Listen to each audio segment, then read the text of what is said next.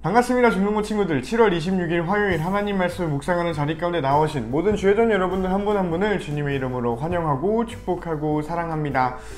여러분, 시작된 방학이 어떤가요? 여러분들이 학원에 치이는 방학이 아니기를, 또 더위에 치이지 않는 방학이기를 바라봅니다. 누구보다 행복한 그런 시간들 보내길 바라고요.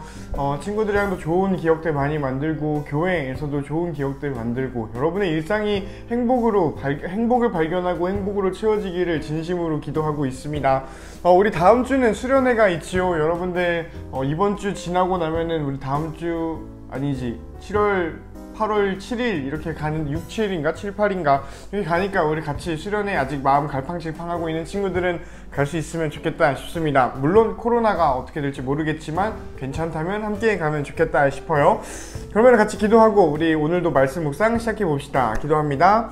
사랑의 하나님 아버지, 우리를 끝까지 이끌어주시는 주님의 은혜를 찬양하고 그 은혜를 기억합니다. 오늘 이 시간 하나님 말씀을 볼 때 그 은혜로우신 하나님을 발견하는 우리를 될 수 있도록 함께 해주세요. 예수님 이름으로 기도합니다. 아멘. 자, 오늘 우리가 함께 나눌 말씀은 히브리서 13장 18절로 25절 우리를 위해 기도해 주십시오 라는 제목을 가지고 아주 짧아 보이는 이런 구절을 가지고 있네요. 같이 함께 읽어봅시다. 짧으니까 기쁘게 한번 읽어보자. 우리를 위해 기도해 주십시오. 우리는 모든 일을 선하게 하려고 하므로 우리가 선한 양심을 갖고 있다는 것을 확신합니다. 하나님께서 빨리 저를 여러분에게 보내주시도록 기도해 주십시오. 평화의 하나님께서 양들의 큰 목자이신 우리 주 예수님을 죽음에서 살리셨습니다. 하나님께서는 예수님의 보혈로 자기 백성과 영원한 언약을 맺으셨습니다. 바로 이 하나님께서 여러분에게 필요한 모든 좋은 것을 내려주셔서 여러분이 하나님의 일을 잘할 수 있게 되기를 바랍니다. 또 예수 그리스도를 통해서 우리 안에서 그의 기뻐하시는 뜻이 이루어지기를 기도합니다. 예수 그리스도께 길이길이 영광이 있을 것입니다. 아멘. 형제 여러분, 몇 마디에 불과한 짧은 편지이지만 여러분을 격려하고자 쓴 글이라는 것을 명심하십시오. 우리 형제 디모데가 감옥에서 풀려나왔습니다. 그가 도착하면 여러분을 만나러 함께 가겠습니다. 여러분의 지도자들과 모든 성도들에게 안부를 전합니다. 이탈리아에서 온 사람들이 여러분에게 안부를 전합니다. 하나님의 은혜가 여러분 모두에게 늘 함께 하기를 기도합니다. 아멘. 이런 내용입니다. 이렇게 하고 히브리서는 끝이 나지요. 히브리서 1장부터 13장까지 우리가 같이 묵상하기를 그치게 되는 지점입니다. 다시 한번 짧으니만큼 집중해서 여러분이 질문하고자 하는 시각을 가지고 이 말의 뜻은 뭐지? 이런 거는 왜 썼을까? 이런 생각들을 하면서 한번 읽어보고 우리 같이 묵상해보면 좋겠습니다. 시작! 여러분, 오늘 본문 말씀을 보면서 어느 부분에 눈길이 가고 마음이 머물고 인상 깊고 감동이랄 게 있었을까요? 어디가 있을지 좀 모르겠습니다. 혹은 질문이 생기거나 흥미로웠던 부분이 어디일지도 좀 모르겠다 싶어요. 워낙 짧고 편지의 종결 부분이다 보니까 내용이 그닥 뭐가 없습니다. 그냥 기도해줘, 나도 기도할게, 이런 내용들이지요. 우리를 위해 기도해주세요 부터 해서 기도할게, 기도하고 있어 라는 이야기들이 있습니다. 이 중간에 뭔가 감동적인 부분이 있는 것 같기도 해요. 하나님께서 예수님을 보내주셔서 그분의 보혈, 곧 죽으신 십자가에서 피 흘리신 그 능력으로 우리에게 영원한 언약을 주셨어 라는 내용이지요. 그래서 그 하나님의 영원한 언약, 너는 내 백성이 되고 나는 너의 하나님이 될게, 곧 하나님 나라를 너에게 경험할 수 있게 해줄게, 그 사랑의 관계로 너를 이끌어 줄 것이니 너 함께 했으면 좋겠다 라고 말씀하시는 그 하나님의 영원한 언약, 히브리 말로 베리트 올람이라고 합니다. 베리트가 언약이고요, 올람이 영원하다는 뜻이에요. 이 베리트 올람을 줄게 라고 하나님께서 말씀하셨으니 그거를 여러분이 진짜로 경험하기를 내가 기도할게요. 너네도 나를 위해 기도해 주세요. 이런 내용이 전부이지요. 그래서 그래 좀 생각을 한번 해본다 싶으면은 이렇게 같이 기도해주는 사이가 되어야겠다. 나도 나를 위해 기도해주세요 라고 마음 놓고 말할 수 있는 너희들을 만나고, 그리고 너희들도 내가 너희들을 위해서 마음 놓고 기도해주고 진심으로 기도해줄 수 있는 그런 사이가 되어야겠다. 이런 묵상을 할 수가 있겠다 싶죠. 나는 사실 그 부분도 참 중요한 부분이라고 생각을 해. 하나님의 은혜가 여러분 모두에게 함께하기를 기도합니다 라는 이 말에 진심을 담으려면 사랑을 해야 하거든. 사실 사랑하지 않은 채로 이런 말 할 수 있어. 그런데 여기에 진심을 담아서 서로를 축복하고 서로에게 인사를 할 수 있는 관계가 되는 것, 그거를 바라는 게 참 좋겠다 라는 생각이 전도사님한테는 들었고요. 발칙한 질문을 한번 해볼까 해요. 전도사님이 이거는 나중에 한번 아예 각 잡고 영상을 찍어볼까 하는데, 큐티가 quiet time이에요. 그래서 조용한 시간을 확보해서 하나님 말씀을 조용히 묵상을 해보자 라는 취지로 만들어진 이름이 큐티, quiet time이죠.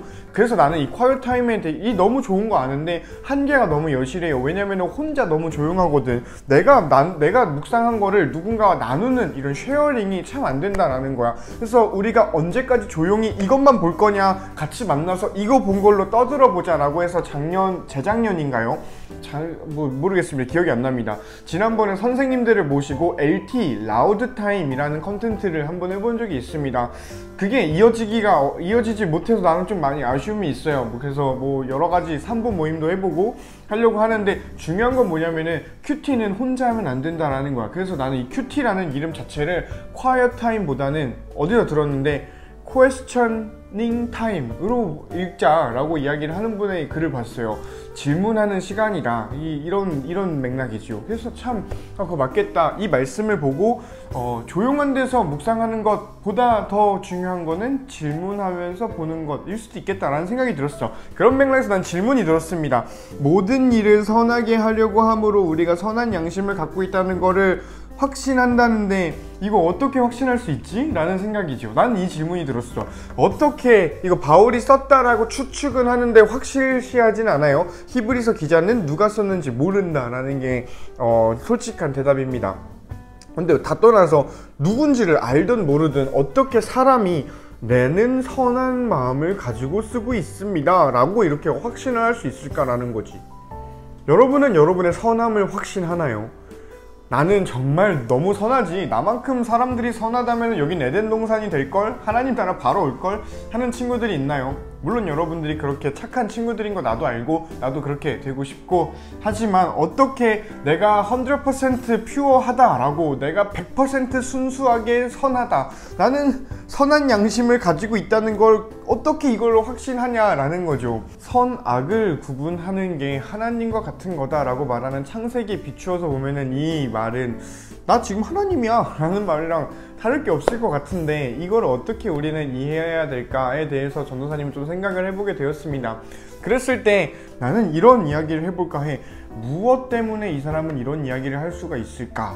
라는 것이죠. 뭘 했기 때문에 이 사람은 이런 이야기를 이렇게 당당하게 할 수 있을까에 대해서 생각을 해보자 라는 것입니다. 그래서 지금 내가 여러분이랑 같이 해보고 싶은 이 질문과 어떤 사고는 이 사람이 뭘 했지? 라는 거를 들춰보자, 혹은 역추적을 해보자, 이런 거 아니고요.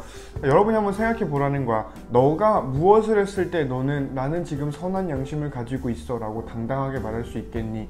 이거 불가능하다라는 전제를 내가 두지 않아요. 우리는 선할 수 있어, 나는 선할 수 없어 라고 말하는 게 기독교의 겸손이 아니기 때문이에요.